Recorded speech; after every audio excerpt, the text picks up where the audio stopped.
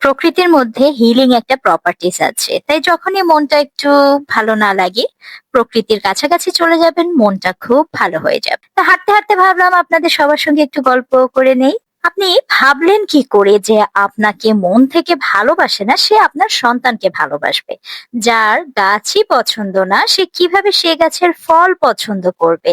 অনেক সময় কিন্তু আমরা এই ভুলটা করে থাকি। যারা আমাদের আত্মীয় তারা নিশ্চয়ই আমাদের সন্তানের ভালো চায়, কিন্তু সত্যিটা খুব কঠিন। যে মানুষ আপনাকে দেখতে পারে না, আপনার হাসি সহ্য করতে পারে না, সে কখনোই আপনার সন্তানের জন্য ভালো কিছু চাইবে না।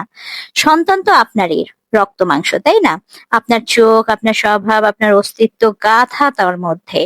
আপনার প্রতি ঘৃণা যার মনে, সে সন্তানের ভালো কিভাবে চাইবে? এটা সম্ভব না। মানুষের চরিত্রেই এটা নেই। হয়তো তারা সামনে এসে গায়ে হাত বুলিয়ে বলবে, আহারে বাচ্চাটা কত মিষ্টি, কিন্তু পেছনে গিয়ে তারা আপনার সন্তানের অনিষ্টই কামনা করবে।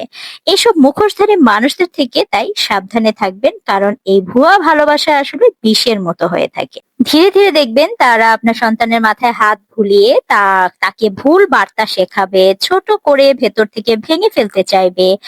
মানসিকভাবে এমন কিছু কিছু টিপস এন্ড ট্রিক্স ফলো করে তাকে ভেঙে দিবে বা বিগড়ে দিবে, আপনি বুঝতেও পারবেন না। আপনার সন্তানের অনিষ্ট ছাড়া তারা আর কিছুই চায় না, এটা মাথায় রাখবেন। সন্তানকে যদি সত্যিকারের নিরাপদ রাখতে চান, তাহলে তাকে এমন মানুষদের ছায়া থেকে দূরে রাখুন যারা আপনাকেই ভালো চোখে দেখে না।